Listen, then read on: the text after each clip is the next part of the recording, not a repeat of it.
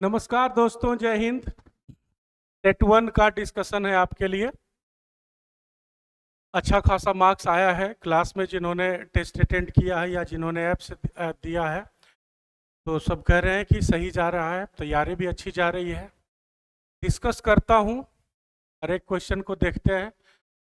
Passage में तो direct questions ही आते हैं, कुछ अगर इनपुट बेस्ड आता है या फिर एंटोनिम सिनोनिम बन रहा होता है पैसेज में से, तो दो तरह का एंटोनिम सिनोनिम बनाएगा। एक डायरेक्ट कोई वर्ड कोई कैरेक्टर लिख देगा, जैसे लिख देगा कि ही इज फ्राइटेंड, के आगे पीछे कुछ नहीं लिखेगा। अब फ्राइटेंड बने होता है भयभीत। अगर हम जानते हैं कि फ्राइटेंड बने भयभीत होता है, तो इसका एंटोसाइनो बना पाएंगे, नहीं तो नहीं बना पाएंगे। अब होगा he is frightened because he thought that he had seen a ghost. वह इसलिए डरा हुआ है कि उसे लगता है कि उसने भूत देख लिया। तब हम फ्राइटेंड का एक आइडिया लगा सकते हैं कि भूत देखने के बाद क्या होता है, आदमी थोड़ा नर्वस हो जाता है, थोड़ा डर जाता है। Common sense. तो अगर कॉमन सेंस पे बेस्ड वर्ड्स रहा तो आसानी से बन जाएगा, नहीं तो वर्ड मीनिंग का जरूरत पड़ेगा। ये बताने का ये तुक था, ये ताल्लुक था कि पैसेज का एंटोनिम सिनोनिम हमेशा दिमाग में नहीं रखना है कि नहीं बनेगा। बन भी सकता है, नहीं भी बन सकता है, बनने का चांस है। एक बार हम पढ़ लेते हैं स्टेटमेंट, ठीक है ना। तो छोड़ना किसी को नहीं है। हमारा पहला टारगेट, प्राइम टारगेट, हमने कोर्स के दौरान भी कहा है कि 12 प्लस रहना चाहिए। 12, 13, 14 पे हम आ गए तो हम अपने आप को थोड़ा संभाल लेंगे। गलत जो लग रहा है या जिसमें हम कॉन्फिडेंट नहीं है, उन ऑप्शंस को, उन क्वेश्चंस को हम टच नहीं करेंगे, ठीक है ना। उससे नीचे है तो बाकी सब्जेक्ट्स में देख लेते हैं कि हमारा क्या स्कोर जा रहा है। मतलब ओवरऑल एक बैलेंस्ड एग्जाम दे के आना है, एकदम से हड़बड़ी में उलट पलट करके नहीं आना है। तैयारी आपकी अच्छी जा रही है, पेपर भी अच्छा ही जाएगा, ठीक है ना। शुरुआत करता हूं मैं पैसेज से। मैं पैसेज पढ़ता हूं, आपको मीनिंग भी बताते जाऊंगा। अगर ध्यान से आप सुनोगे, मैं क्वेश्चन बनाने का दोनों तरीका करूंगा, क्वेश्चन दिखाऊंगा और उसके बाद आंसर डायरेक्ट री रीडिंग मोड वाला जो होता है वो सेट भी करूंगा और फिर पढ़ के सुनाता हूं आपको। अगर मैं आपको डायरेक्टली क्वेश्चन पे लेके चलता हूं, तो पहला क्वेश्चन दिखा हुआ है, which of the following is not a part of triple bottom line. हमें किन किन वर्ड्स, कल जब हमारा सेशन चल रहा था, क्लास सेशन चल रहा था, उस समय हमने आपको क्या बताया कि अगर हम कॉम्प्रिहेंशन को नहीं समझ पाते हैं, डायरेक्टली क्वेश्चन पे आए। क्वेश्चन पे आके क्या करेंगे, हमने वर्ड्स को देखना है कि किन किन वर्ड्स को पकड़े, ताकि मैक्सिमम ये आइडिया मिल जाए कि ये सारे शब्द अगर कॉम्प्रिहेंशन में दिख गए तो वहां पे इसका आंसर मुझे मिल जाएगा। यहाँ पे दो को मार्क करो आप। एक पूछ रहा है कौन पार्ट नहीं है, ध्यान रखना है किस चीज का, ट्रिपल बॉटम लाइन, पहला सवाल है। आते हैं कॉम्प्रिहेंशन पे। ट्रिपल बॉटम लाइन यहाँ कहीं पे दिख रहा है, तो अगर पूरे कॉम्प्रिहेंशन में एक नजर दौड़ाते हैं तो तुरंत से मिल जाता है यहाँ पे ट्रिपल बॉटम लाइन, ठीक है ना। अब ट्रिपल बॉटम लाइन को एक्सप्लेन कैसे किया है, तीन नाम से कह रहा है। ट्रिपल बॉटम लाइन का मतलब क्या हुआ, मॉनेटरी रिटर्न्स पहला, सोशल बेनिफिट्स दूसरा, एंड इन्वायरमेंटल सस्टेनेबिलिटी तीसरा। ये तीन बातों को एक शब्द से नाम दे दिया गया, जिसको क्या कहता है, ट्रिपल बॉटम लाइन। अब कह रहा है कि कौन पार्ट नहीं है, मतलब जो ऑप्शन दिया होगा उसमें ये तीनों नाम एक में से हटाया या जोड़ा हुआ होगा, है ना। अब देखते हैं क्वेश्चन को। हमारे पास क्या क्या था, इन्वायरमेंटल सस्टेनेबिलिटी, BILITY, ठीक है ना। इन्वायरमेंटल सस्टेनेबिलिटी, तो आप देख लो इधर, इन्वायरमेंटल सस्टेनेबिलिटी दिया हुआ है, ये है, पूछ रहा है नहीं किस में है। दूसरा मॉनेटरी रिटर्न्स, इधर आप देखो मॉनेटरी रिटर्न्स है। और तीसरा कौन है, सोशल बेनिफिट्स। सोशल बेनिफिट्स किधर है, सोशल बेनिफिट्स है। अब चालबाजी क्या किया है इसमें, सबसे पहले लिख दिया है सोशल रिटर्न्स, और वर्ड क्या लिखा हुआ है हमारे लिए, सोशल बेनिफिट्स। क्या होगा, सोशल रिटर्न्स की बात नहीं कर रहा है, सोशल बेनिफिट्स की बात कर रहा है। तो ये तीनों होगा, 4, 3 और 2, ये तो है, नहीं है कौन सा, ये पहला वाला। तो सही आंसर क्या होगा, ऑप्शन नंबर 1। ऑप्शन नंबर 1 सही आंसर हो जाएगा। क्या है कि ये जो सोशल रिटर्न्स लिखा हुआ है, ये ट्रिपल बॉटम लाइन का हिस्सा नहीं है। हमने क्या देखा इस क्वेश्चन में, ध्यान रखना, ट्रिपल बॉटम लाइन, इसको पकड़ा, फिर हम आए कॉम्प्रिहेंशन पे, हमने देखा ट्रिपल बॉटम लाइन कहाँ है, यहाँ। इसके बारे में तुरंत ही दिखा कि इसका मतलब ये होता है। 3 बात लिखा हुआ है, तीनों बात देख लिए इसमें, ये तीनों है, ये नहीं है। और नॉट पूछ रहा है कौन हिस्सा नहीं होगा, आंसर लगा के निकले आएंगे, ठीक ना। इस तरह से दूसरा क्वेश्चन देते हैं, फिर अभी मैं पढ़ के सुनाऊंगा भी, समझाऊंगा भी। करा addition of social factor in investment makes the companies, क्या चीज का, सोशल फैक्टर से कंपनी क्या बनती है। देखो, social factor makes the companies, अगर कंपनी में सोशल फैक्टर आ गए तो क्या बनता है। कॉम्प्रिहेंशन को अगर हम देखते हैं तो सोशल फैक्टर कहाँ पे लिखा हुआ है, कहीं पे सोशल फैक्टर नजर आता है, देखिए क्या लिखा हुआ है, लिखा हुआ है socially responsible investors aim to make companies more accountable. क्या बना रहा है कंपनी को, मोर अकाउंटेबल। अब यहां देखो आप क्वेश्चन को, क्वेश्चन में क्या कह रहा है कि सोशल फैक्टर से कंपनी क्या बनती है, सोशल फैक्टर कंपनी को क्या बना देता है। क्या लिखा हुआ रहा था, सोशली मोर अकाउंटेबल। अब देखो इसमें क्या किया है, यहां लिखा हुआ है सोशली एक्सेप्टेबल, था क्या, अकाउंटेबल। जल्दीबाजी में अकाउंटेबल और एक्सेप्टेबल में अगर अंतर नहीं देखेंगे गलती हो जाएगी, ठीक है ना। क्या बनाता है, सोशली अकाउंटेबल। सोशली अकाउंटेबल का मतलब क्या होता है, समाज के प्रति जिम्मेदार, कि हाँ हम कौन सा प्रोडक्ट बना रहे हैं, हम क्या लॉन्च कर रहे हैं, क्या चीज बेच रहे हैं, उसके बारे में क्या बोल रहे हैं, कैसे क्या बोल के प्रचार प्रसार कर रहे हैं, किस चीज का हमारा मटेरियल बना हुआ है, इन सारे बातों से समाज पर क्या प्रभाव पड़ता है, ये सोचती है कंपनी। इसका मतलब हुआ that company is socially responsible, socially accountable. Accountable मन होता है जवाबदेह, ठीक है ना। तो आ जाएगा सोशली अकाउंटेबल, ऑप्शन नंबर 4 इसके लिए। फिर अगला है कराए डो जोन्स इज ए। अब क्या लिखा हुआ है, डो जोन्स के बारे में हम आते हैं अगर कॉम्प्रिहेंशन पे, तो डो जोन्स के बारे में क्या लिखा हुआ है, the creation of the Dow Jones sustainability index in 1999। ठीक है, सस्टेनेबिलिटी इंडेक्स है किसके लिए, यहाँ पे लिखा हुआ है म्यूचुअल फंड। और आगे अगर हम जाते हैं तो हमें क्या शब्द मिल रहा है जिससे हम इसको पकड़ेंगे, तो यहाँ पे कर रहा है मार्केट की बात, यहाँ पे कर रहा है इन्वेस्टमेंट की बात, यहाँ पे कर रहा है मॉनेटरी रिटर्न की बात, सोशल बेनिफिट की बात। तो ये कैसा इंडेक्स हो गया, तो अगर कॉमन सेंस से या थोड़ी बहुत pre knowledge, pre occupied knowledge, pre earned knowledge जो आपके पास पहले से ज्ञान है, उससे अगर आप जानोगे तो क्या होता है, डो जोन्स इंडेक्स एक तरह का पैरामीटर है। अब पैरामीटर का चर्चा जो है, जब हम स्टोरी पढ़ेंगे तो पैरामीटर का चर्चा किस लिए किया हुआ है, कि ताकि हमें सोशली अकाउंटेबल बनाने में कंपनी को उस तरह से किसी आदमी का इन्वेस्टमेंट या किसी ग्रुप का इन्वेस्टमेंट कंपनी में हो जाए। होता क्या है, देखो स्टोरी क्या है, जब हम पढ़ेंगे तो आप सीखोगे कि कंपनियां, जो कंपनी मान लो कोई भी कंपनी है ना, वो प्लास्टिक में अपने प्रोडक्ट्स को बेच रही है, ठीक है ना।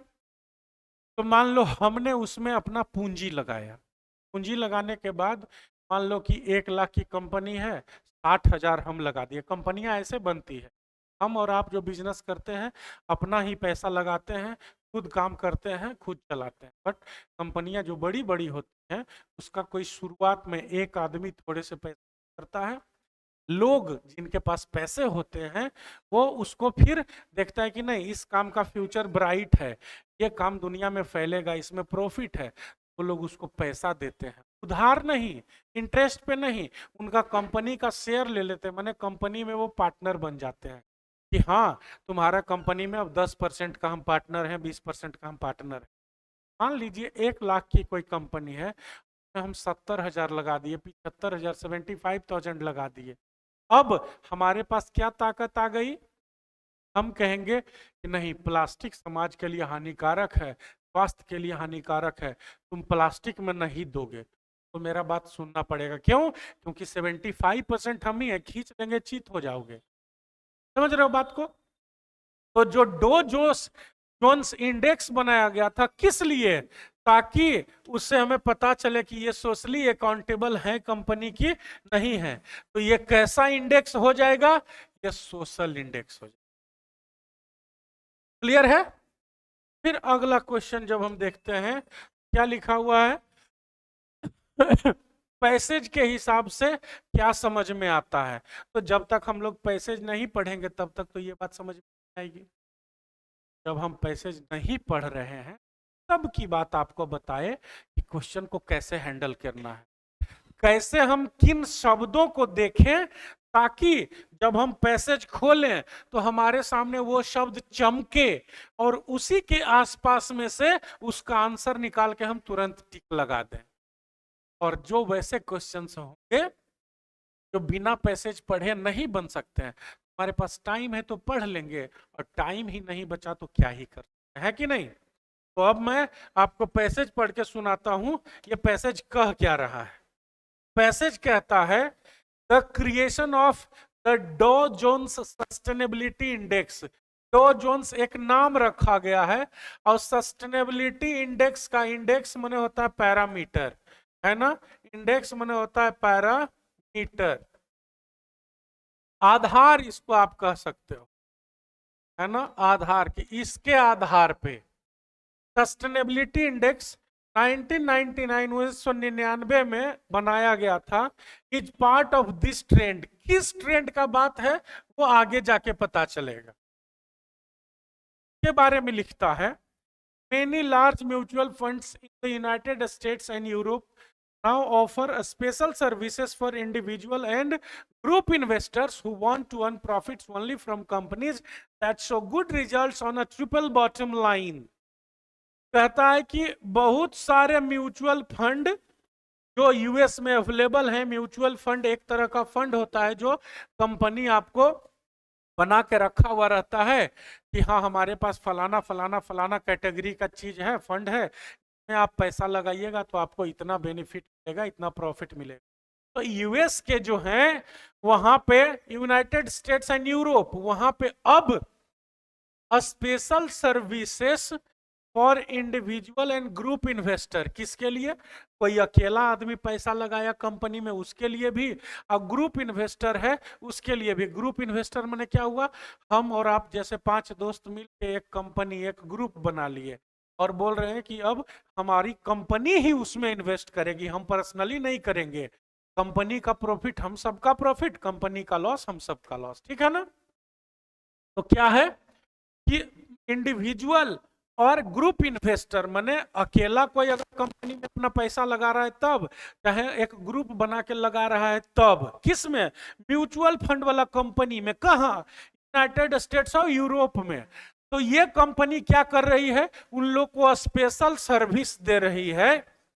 किसके लिए? Who want to earn profits only from companies। तो वैसे लोग, वैसे ग्रुप में इन्वेस्ट करने वाले, चाहे वैसे इंडिविजुअली इन्वेस्ट करने वालों के लिए जो प्रॉफिट कमाना तो चाहते हैं, लेकिन कहां से?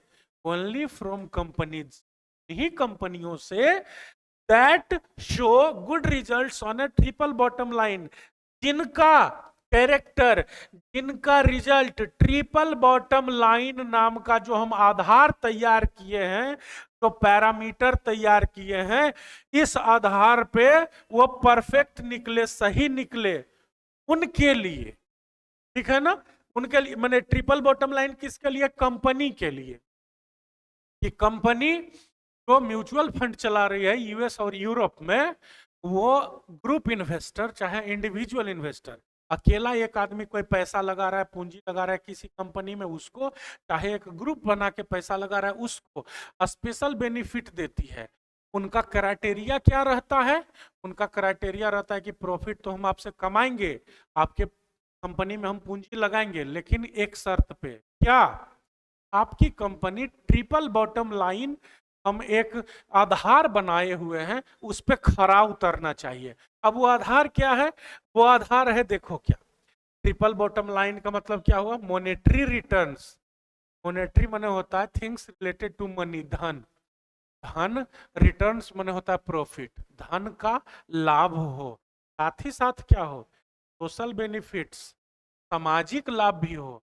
ऐसा नहीं कि हम कर दिए दाने दाने में केसर का दम, है ना, तो दाने दाने में केसर का दम तो आप दिखा दिए अपना लोभ में, पैसा कमाने के चक्कर में, लेकिन ये आप नहीं सोचे कि कितना प्लास्टिक का उससे रैपर पाउच बन रहा है और कितना आदमी का तबीयत खराब होगा, कितना आदमी, एक तरफ तो आप हर सिनेमा के पहले दिखाते हैं कि तंबाकू से कैंसर होता है, और दूसरा तरफ आदमी जो है बहुत सारा मिल गए, आज तो भीड़ लग गया बड़ा बड़ा आदमी का भाई, कि फलना खाइए तो राजा बन जाइएगा, फलना खाइए तो सफल बन जाइएगा, है कि नहीं, हम नाम काहे ले किसी का, आप समझ ही रहे होंगे, ठीक है। तो वहां यूरोप क्यों होता है, कहीं भी उन्नति क्यों होती है, क्योंकि वहां के लोग उन्नत होते हैं, वहां के लोगों की मानसिकता उन्नत होती है। गांव कोई पिछड़ा रहता है, कोई बहुत अगड़ा हो जाता है, क्यों, क्योंकि किसी गांव के लोग इतने परिस्थिति में अनुकूल रहते हैं, एक दूसरे के प्रति इतना उनका अच्छा लगाव होता है कि ना किसी का नाली रोकते हैं, ना किसी का रास्ता रोकते हैं। रिजल्ट क्या होता है, खुशहाल गांव रहता है, हर घर के आगे गाड़ी जा सकता है, हर घर का नाली का पानी बाहर गांव से निकलता है, ना रोग फैलेगा, ना बीमारी फैलेगा, रास्ता होगा, तो गांव देखने में भी शानदार लगता है। और कहीं कहीं पे क्या होगा, उसका नाली वो रोक दिया, उसका रास्ता वो रोक दिया, उसका सड़क वो रोक दिया, अच्छा लोग होते हुए भी कचरा में, कोई पढ़ के जज बन गया और अपना घर जाएगा, और उसका घर जाने के लिए पहले 3 को नाली में से घुस के जाना पड़ेगा, जगह ही नहीं है, क्या करेगा, पैसा कमाएगा तो वहां से बाहर हट के मजबूर हुआ ना, ठीक है। तो वहां के लोग सोचते हैं कि तुम जो छत से कपड़ा रोड पे फेंक दे रहे हो, कपड़ा नहीं कचरा, सॉरी, छत से जो कचरा तुम रोड पर फेंक दे रहे हो, तो रोड पर नहीं निकलोगे तुम, तो कचरा तुम्हारा पैर में नहीं लगेगा, वो गंध जब फैलाएगा रोड पर से तो तुम्हारा घर में नहीं आएगा, तो तुम काहे बेवकूफ वाला काम करते हो, कचरा गाड़ी वाला डेली भोरे आके कहता है कि कचरा निकाल, कचरा निकाल, और तुम जो है कचरा निकाल के फेंक दे रहे हो रोड पर। क्लियर है, मेंटालिटी है कि नहीं, ये साइकोटिक इफेक्ट होता है, इससे सब कुछ होता है। तो क्या है, आते हैं अपने मुद्दे पे, कि वहां के लोग कहते हैं कि हाँ जी हम फायदा तो कमाएंगे, लेकिन ये वाला दुरुस्त होना चाहिए, कौन सा, ट्रिपल बॉटम लाइन।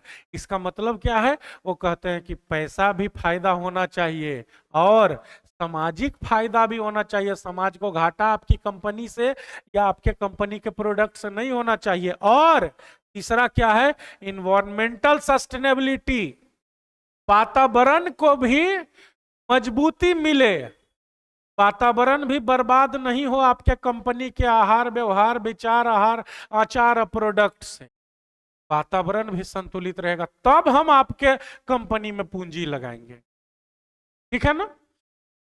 आगे कहता है 10, इस प्रकार socially responsible investors aim to make companies more accountable not only to shareholders and employees but also to all those affected by its operations including future generations। तो इसीलिए कहता है कि वैसे सोशली रिस्पॉन्सिबल जो इन्वेस्टर होते हैं, जो पूंजी लगाने वाले आदमी होते हैं, चाहे ग्रुप होता है, जिनको समाज की चिंता होती है, वो ये ध्यान रखते हैं कि हम अगर किसी में इन्वेस्ट कर रहे हैं तो खाली जो इसमें पूंजी लगाया है उसको फायदा नहीं हो, उसका जीवन अच्छा नहीं हो, साथ ही साथ उसके कर्मचारी और हमारा पूरा का पूरा समाज जो इससे प्रभावित होता है ना, कोई उसका प्रोडक्ट खाता है, किसी का गांव पास में होता है, खेत पास में होता है, केमिकल रिलीज कर देगा, बंजर जमीन हो जाएगी, सब देखता है कि आपका कंपनी में कुछ ऐसा नहीं ना हो रहा है जिससे कि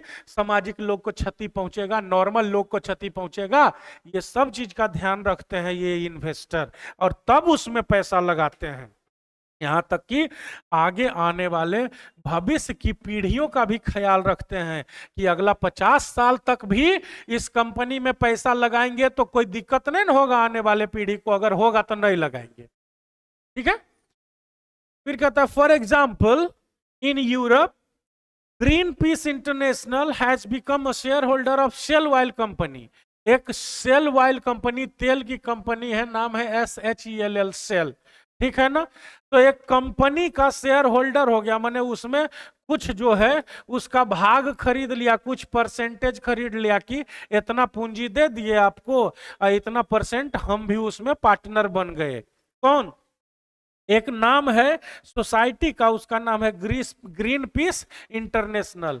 ये एक सोसाइटी, एक ऑर्गेनाइजेशन, एक संगठन है जो कि सेल, जो तेल का कंपनी है, उसमें पूंजी लगा के और उसका पार्टनर बन गया है ये society. In order to pressurise the management to switch to renewable fuels. काहे बन गया है?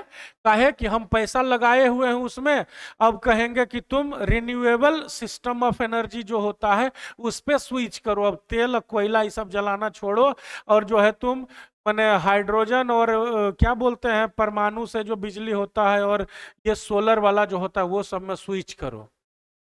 पैसा लगाओगे उसमें तो वो नहीं भी चाहेगा, मन में उसका बेईमानी रहेगा कि अरे इसमें तो बहुत खर्चा हो जाएगा, हम कमाते थे साल में 5 करोड़, आई कह रहा है खर्चा करने के लिए हमारा इनकम हो जाएगा साल में 3 करोड़, और वो कह रहा है कि नहीं तुम अपना 5 करोड़ देखने के चक्कर में रहोगे तो पूंजी वापस करो, हमारा शटरे बंद हो जाएगा।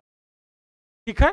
तो इसीलिए ये इन्वेस्ट किया है उसमें कि भैया हम जो कर रहे हैं सुनिए और नहीं तो रास्ता देखिए। ठीक है। समझ में आ गया सारा कहानी। अब ये कहानी पूरा क्या है, 1999 में डो जोन्स इंडेक्स का स्थापना हुआ, किस चीज के लिए? कि इससे हम सोशल पैरामीटर देखते हुए कंपनी का कहेंगे कि हाँ इन्वेस्ट करने लायक है कि नहीं है। ट्रिपल बॉटम लाइन क्या है कि social return, social benefit, monetary return और इन्वायरमेंटल सस्टेनेबिलिटी चाहिए। अब ये आखिरी जो क्वेश्चन कह रहा था, क्वेश्चन भी देखते चलते हैं, ट्रिपल बॉटम लाइन में सोशल रिटर्न का बात नहीं कर रहा था, इन तीनों का बात कर रहा था। यहाँ नॉट पूछ रहा है तो पहला हो जाएगा। फिर दूसरे में क्या है, यहाँ पे कह रहा है कि कंपनी अगर उसमें इन्वेस्टमेंट होता है जो सोशल पॉइंट से होता है तो क्या हो जाता है, सोशली अकाउंटेबल हो जाता है, समाज के प्रति रेस्पॉन्सिबल हो जाता है। फिर लिखा हुआ है डो जोन्स क्या है, तो सोशल इंडेक्स का पैरामीटर है। इसके बाद कह रहा है कि पैसेज क्या कहता है, क्या कहता है कि investor can desire their own investment pattern, या investors are bound to opt the fixed option, या it is better not to invest than invest without option, it is better to invest without option. बिना option का invest करना और जो fix कर दिया वही वाला हम लेंगे। ये तो नहीं कह रहा है, कह रहा है कि हम पूंजी लगाए तो हम अपना मन से लेंगे और हमारे हिसाब से काम करोगे तब, नहीं तो पूंजी खींच लेंगे। तो ये दूसरा और चौथा तो नहीं होगा। अब पहला कह रहा है investors can design their own investment pattern और it is better not to invest than invest. तो इस बात की चर्चा नहीं कर रहा है, ये हम रेफरेंस भले निकाल सकते हैं लेकिन ये बात को लिखा नहीं है इसमें। तो इसका क्या हो जाएगा, पहला, क्योंकि ये लिखा हुआ है कि आजकल यूएस और यूरोप में क्या चल रहा है, यूएस और यूरोप में कंपनियां ये ऑफर दे रही है कि आप अगर अलग तरह के व्यक्ति हैं और अलग तरह का आपको प्रॉफिट चाहिए तबे आप रुपया लगाइएगा, तो हम आपको ये फ्रीडम देते हैं। ये लिखा हुआ है। इसका मतलब क्या होगा? इसका मतलब होगा कि ये जो क्वेश्चन है, ये क्वेश्चन, इसमें हम कह सकते हैं कि इन्वेस्टर को अपना तरह से पैटर्न देख के इन्वेस्ट करने का मौका हो गया। कंप्लीट। अब अगला क्वेश्चन पे चलते हैं। अब कह रहा है कि आप देखिए जी कौन सा गलत है। लिखा है Nandu will leave for the airport as soon as a taxi arrive. ठीक है। जैसे ही टैक्सी आ जाती है तो नंदू निकल जाएगा। कॉम्बिनेशन है फ्यूचर प्लस फ्यूचर का, जिसमें जो काम पहले होगा वो सिंपल प्रेजेंट में होगा और जो बाद में होगा सिंपल फ्यूचर में। तो नंदू निकलेगा बाद में और गाड़ी आना चाहिए पहले, यही ना। तो ये होगा प्रेजेंट में, ये होगा फ्यूचर में। ये फ्यूचर में तो है, लेकिन प्रेजेंट में ये टैक्सी जो है सिंगुलर है, तो अराइव के जगह क्या होना चाहिए था? अराइव्स। गलती किस में है? इसी में। ए टैक्सी अराइव नहीं होना चाहिए था, क्या होना चाहिए था? अराइव्स। ठीक है। अब इसी पे बेस्ड हम एक क्वेश्चन देते हैं, लिखा हुआ रहेगा, मान लो इसको क्लीन करते हैं। लिखा हुआ रहेगा I shall call you when I shall reach home. अब इसमें अगर हम पोर्शन मार दें, ये है ए, यहां से है बी, ये रहा सी, और डी में है नो एरर। अब जल्दी बताओ आप 15 सेकेंड में कि इसमें क्या गलत लिखा हुआ है। ठीक है, बताओ जल्दी।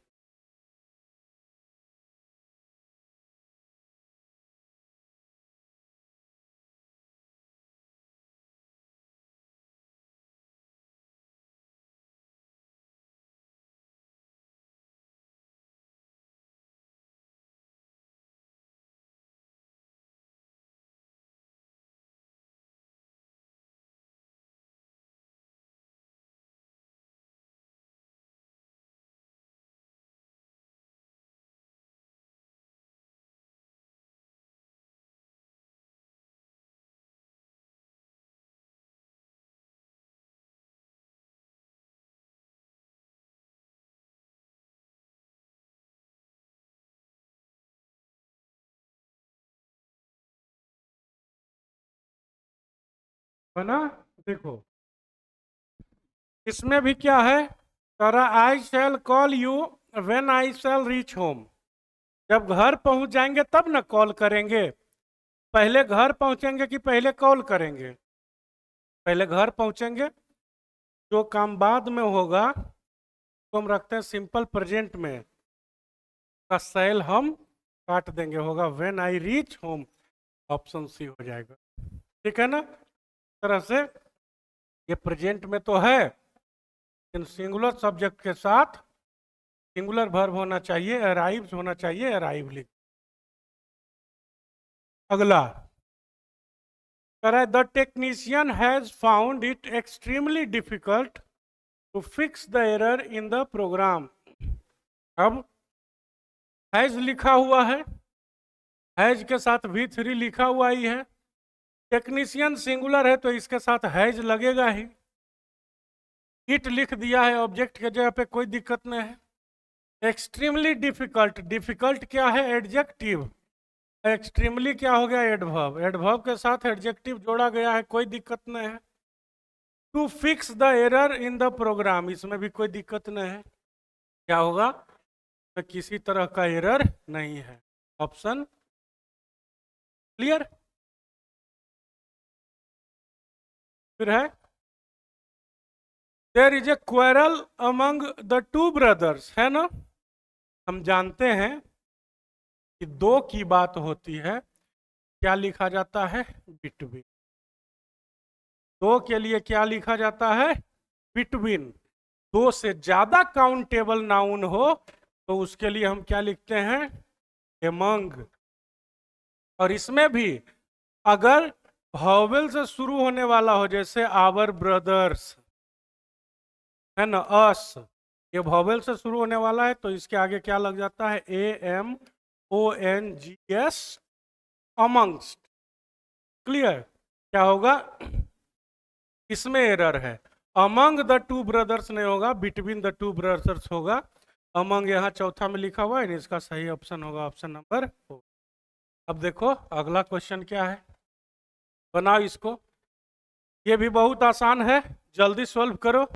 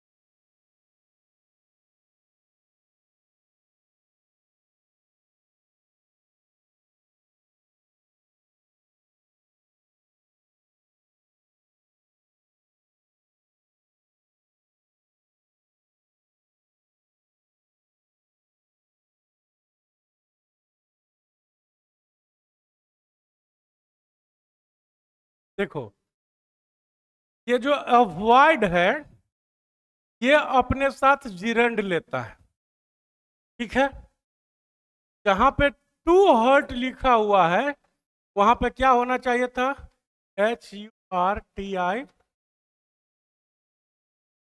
होगा। One should avoid hurting the sentiments of others. क्या होगा? अवॉइड, ये टू होना चाहिए था, यहाँ द लिखा गया है, टू हर्ट होगा, ठीक है ना। और यही ऑप्शन हो जाएगा। क्या होगा यहाँ पे? अवॉइड के बाद जो ये टू हर्ट लिखा हुआ है, ये टू हर्ट नहीं होकर क्या हो जाएगा? हर्ट। क्लियर? अगला क्वेश्चन देखो। अब बताओ, वर्ड मीनिंग आ गया है।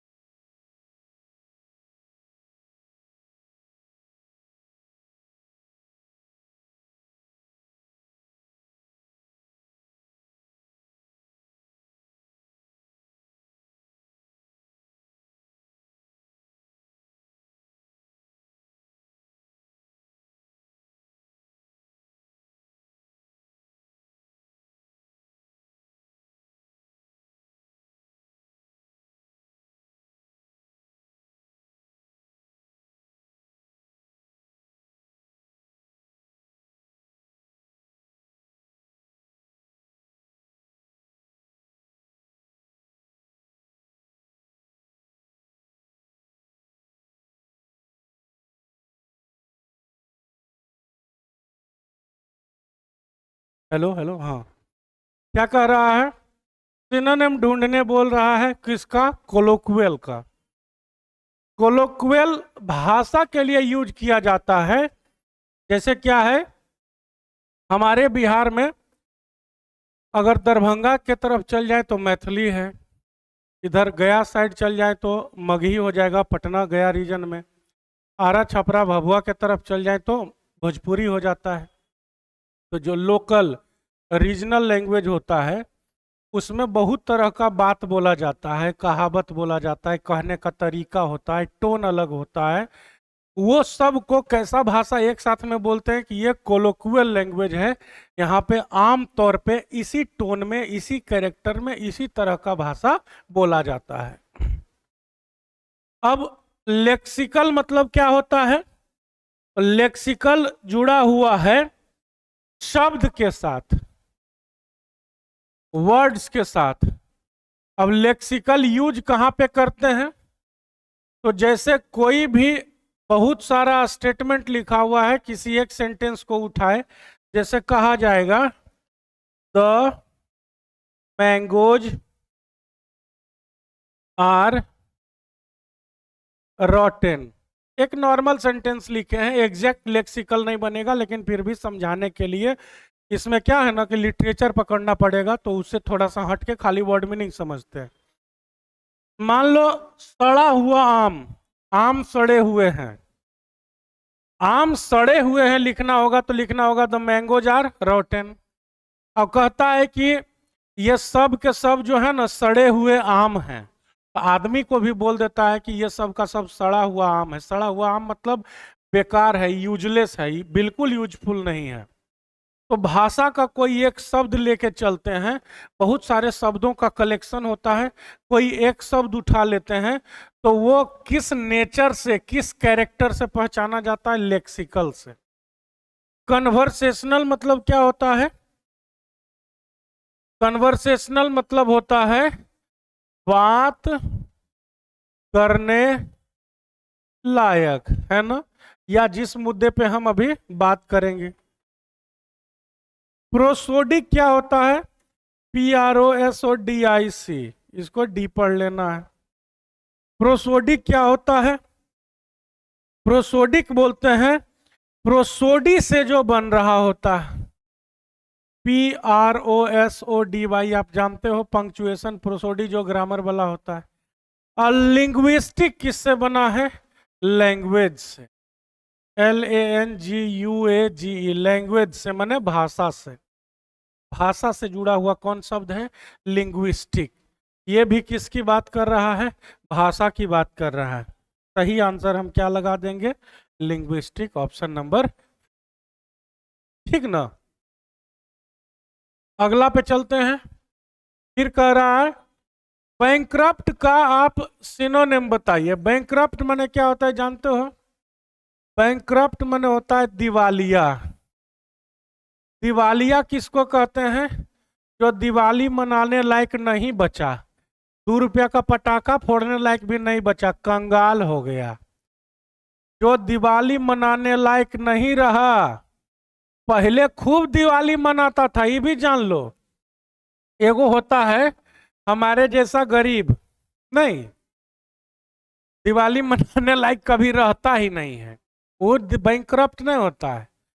जो पहले खूब दिवाली मनाता है गर्दा उड़ा के, अब फिर गर्दा उड़ाते उड़ाते खुद गर्दा बन जाता है, एक तो दिया जलाने लायक भी नहीं रहता है, तो कहते हैं कि अब वो बैंकक्रप्ट हो गया, दिवालिया हो गया। सब कहानी खत्म। जितना सा बेच उच के चाट पोच के कहानी खत्म कर दिया। चाहे कुछ ऐसा धंधा, ऐसा बिजनेस किया कि लक्ष्मी माता मुंह मोड़ ली उनसे।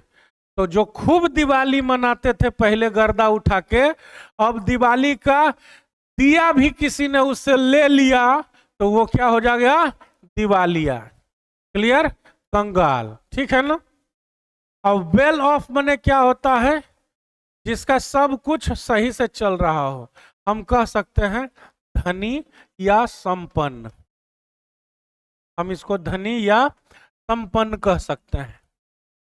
इन्वर्ट मने क्या होता है? इन्वर्ट आंतरिक के सेंस में आता है। आंतरिक के सेंस में, आंतरिक कैसा?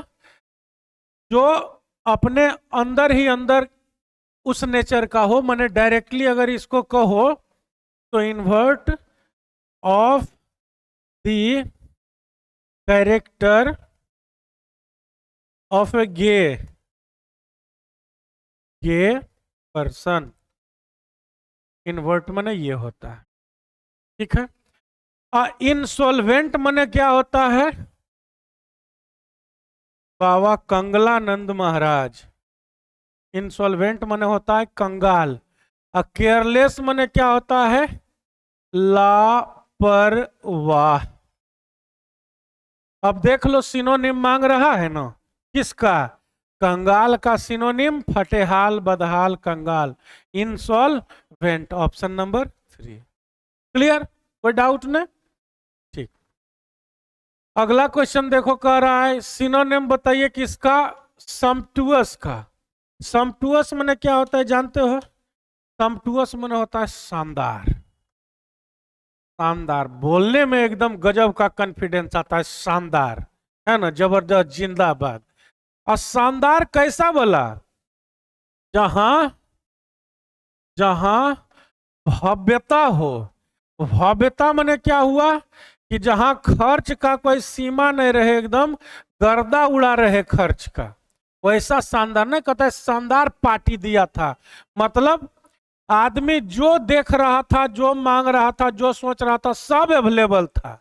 अब ऐसा नहीं कि थरिया लेके पहुंच गया, भैया दीजिए रसगुल्ला, तो उठा के दिया चिमटा से पकड़ के एक ठो, हमको एक ही रसगुल्ला दिया, बोला गया है देने के लिए, काहे ला पार्टी देते हो, मर जाओ। अरे देना है, जितना मांग रहे हो उतना दो, आदमी ठूसेगा रसगुल्ला निकलेगा। एगो देता है ऐसा, और रसगुल्ला ने रसगुल्ली रहता है आजकल। शहर में तो और चौपट हो गया है सब, रसगुल्ला नहीं बांटता है, रसगुल्ली बांटता है। ठीक है, तो समटुअस माने क्या होता है, शानदार होता है, भव्य होता है एकदम, जहां पे कोई चीज का कमी नहीं हो। और मैमथ माने होता है विशाल। विशाल भी कैसा, विशाल काय। काय माने क्या होता है, काया। और काया माने क्या होता है, देह। और देह माने क्या होता है, शरीर। तो जो शरीर से विशाल हो हमारे जैसा, उसको मैमथ। जैसे मैमथ पहले का जो हाथी होता था, माने 1 लाख साल पहले वाला, जिसका इतना लंबा लंबा दांत होता था ऐसे गोल वाला, उसको भी मैमथ बोलते हैं। ठीक है ना, तो बहुत बड़ा विशाल शरीर वाला जो हैवी होता है 500 किलो वाला, उसको दारा पहलवान को क्या बोलते हैं, मैमोथ। हम्बल मने क्या होता है, हम्बल मने होता है विनम्र। क्या होता है हम्बल मने, हम्बल मने होता है विनम्र, शालीन बेचारा एकदम से। रे बुआ एक लोटा पानी ले आओ, तो जी भैया ले आते हैं, तो पैर दबा दो, जी भैया दबा देते हैं, एकदम बेचारा शांत। ऐसा नहीं कि बुड़बक, बुड़बक नहीं, पढ़ा लिखा होशियार सब कुछ समझने वाला, लेकिन एकदम नोबल पर्सन, जो मने ये जानता हो कि किसके साथ कैसे कब कहाँ बिहेव करना चाहिए। हम्बल मने क्या होता है, विनम्र। अब माइनिस्कल, देखो माइनिस्कल याद करने का सबसे पहले क्या है, देख लो इसमें क्या हो गया, माइनस। ठीक है ना, तो जो माइनस होते जा रहा है वो घटते ना चल जाएगा जी। तो जो इतना छोटा छोटा मिनिएचर टाइप का होता है, छोटकिनिया सब, उसको हम कहते हैं माइनस्कल। माइनस्कल माने क्या होता है, साइज में, साइज में बहुत छोटा। जो माइनस हो गया हो, होना चाहिए प्लस, होते जा रहा है दिनों दिन माइनस, तो कहोगे कि अरे अनाज उनाज नहीं जुटता है भाई तुमको, काहे एकदम सुखाई जा रहे हो, एकदम माइनस फिगर हो गया है तुम्हारा। एगो होता है जीरो फिगर, सूख के बतिया बन जाता है। एगो होता है माइनस फिगर, वो फिगरे नहीं रहता, गायब हो जाता है, तो उसको बोलते हैं माइनस कल। लेविस मने ये आ गया आपका शानदार, जबरदस्त, जिंदाबाद। लेविस मने भी क्या होता है, शानदार, है ना, भव्य, हर तरह का सुख जिसमें मौजूद रहे, जहां किसी चीज का कोई दिक्कत नहीं रहे, उसको बोलते हैं लेविस। मतलब एकदम ऐसो आराम से भरा हुआ, ऐसो आराम से लदा हुआ जिसको कहते हैं, उसको कहते हैं लेविस, है ना। जो ऐस से लदा हुआ रहे वो लेविस हो जाएगा। ठीक है, तो लेविस सिनोनिम किसका हो जाएगा, समटुअस का हो जाएगा, लेविस। ऑप्शन नंबर 4, दो पर ऐसी टिक लगा हुआ है, उसको ये मत समझ लेना कि आंसर है। ठीक है, ऑप्शन नंबर 4 होगा। अगला, अगला है कहता है ओमनी प्रेजेंट। देखो, तो इसको दो भाग में बांट दो।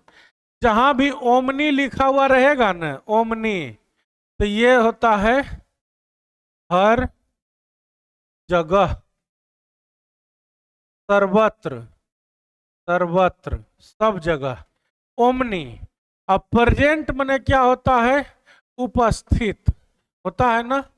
तो जो सब जगह उपस्थित है, जहां जाइएगा इन्हें पाइएगा, तो ये इनका नेचर कैसा कहोगे, ये ओमनी प्रेजेंट है, जहां जाओगे वहीं मिल जाता है। तो ओमनी प्रेजेंट माने क्या होता है, यूनिवर्सल, है ना, कि पूरा वैश्विक है, दुनिया में कहीं भी जाइए वो भाई साहब मौजूद रहेंगे, है ना।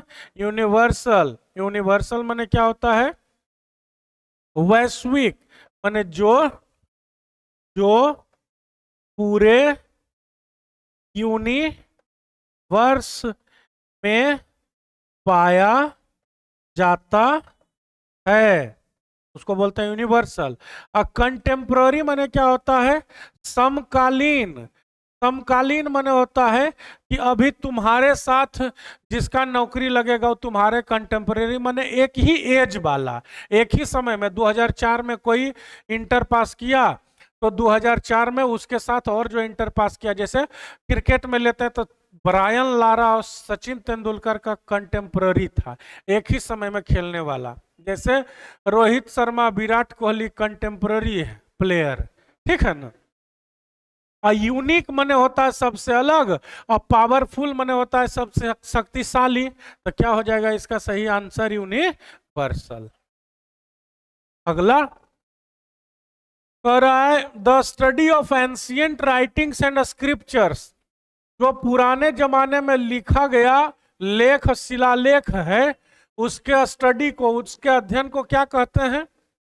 देखो, अल्केमी बोलते हैं रिलेटेड टू केमिकल्स, केमिकल्स, ठीक है ना। जियोलॉजी माने क्या होता है? स्टडी ऑफ अर्थ, भूगर्भ शास्त्र। ऑर्निथोलॉजी माने क्या होता है? स्टडी ऑफ बर्ड्स, पक्षी विज्ञान। अब पैलियोग्राफी माने क्या होता है? स्टडी ऑफ एंशियंट माने पौराणिक राइटिंग्स, लिखावट का, ठीक है। तो क्या हो जाएगा इसका सही आंसर? इसका सही आंसर हो जाएगा ऑप्शन नंबर 4। पैलियोग्राफी माने क्या होता है? Study of ancient writings and scriptures, जो पुराने जमाने में, पुरातत्व वाला जमाना में लिखता था ना, पत्थर उथर तांबा उंबा पर सब लिख देता था, तो अलग अलग भाषा रहता था, उसी को जब डिसाइफर करता है, कोड डिकोड करता है कि आखिर लिखा क्या था, बड़ा कठिन काम है भैया, तो उसको हम क्या कहते हैं? पैलियोग्राफी। पैलियोग्राफी को अगर बोलना चाहोगे कि इसको हम हिंदी में क्या कहते हैं, तो पैलियोग्राफी को कहते हैं पूरा लिपि शास्त्र। इधर देखो उजला में हम लिख देते हैं, पैलियोग्राफी को हिंदी में कहते हैं पूरा लिपि शास्त्र, ठीक है ना। पूरा माने पूरा तत्व वाला, लिपि माने लिखावट, और शास्त्र माने पढ़ने की विधा जो होती है। इसके बाद है सेंटेंस को एक्टिव से पैसिव में बदलना है। एक्टिव से पैसिव में बदलने वाला कौन है? Did Ravi give you the information, क्या तुमको रवि ने इंफॉर्मेशन दिया? डिड लगा हुआ है ना, सिंपल पास्ट हो गया। पास्ट कंटिन्यूअस वाला हेल्पिंग वर्ब ये लेगा, कौन लेगा? वाज या वर। तो क्या होगा? पहले होगा वाज, वाज के बाद है हैव, हैज, और इधर हैव बीन है, तीनों हेल्पिंग वर्ब से ही कट जाएगा। ऑप्शन नंबर 1 सही हो जाएगा, ठीक है। इसके बाद है the maid washes the windows every week. अब इसको भी पैसिव में कह रहा है। वॉशेस है सिंपल प्रेजेंट, किसको? विंडोज को। ये ऑब्जेक्ट हो गया, ऑब्जेक्ट बनेगा सब्जेक्ट, तो आगे जाके हेल्पिंग वर्ब लगेगा प्लूरल, आर लगेगा, तो वर और वाज कट गया, 2 गो में आर है। द विंडोज आर, यहाँ वाश है, यहाँ वाज्ड है, पैसिव वॉइस में भी 3 लगता है। ऑप्शन नंबर 3 एकदम आसान है। इसके बाद है She said to her, narration आ गया, प्लीज पे अटेंशन, तो क्या होगा? She commanded her, she requested her, she requests, ये तो कट जाएगा। to pay attention to the details, और नहीं लगेगा, टू लगता है। she requested her that, और टू दोनों लगा दिया है, कौन हो जाएगा? चौथा। क्लियर? फिर हो जाएगा she said that she would not be coming to the school, would not be है तो इन्वर्टेड कोमा के अंदर होगा will not be, है ना। अब किस में लिखा हुआ है will not be? देख लो, मस्ट नॉट है, गलत हो जाएगा, मे नॉट गलत हो जाएगा, will not be यहां लिखल है, will not be यहां लिखा हुआ है, तो क्या होगा? यहां दैट डे लिखा है, क्या बदलता है दैट डे में? तो टू डे बदलता है दैट डे में, तो क्या कहना है यहाँ पे, अब यू और आई से देख लो, कह रहा है कि she said she would not, ये दोनों सेम है ना, तो यहाँ इसके लिए रहेगा आई वुड नॉट, क्या हो जाएगा ऑप्शन नंबर 4। ठीक है, 18th क्या होगा,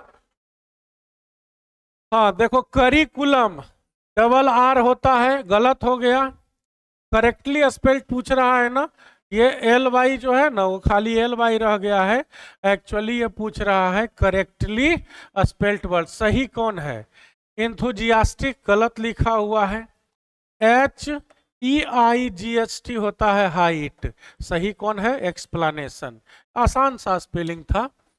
और अगला क्वेश्चन कह रहा है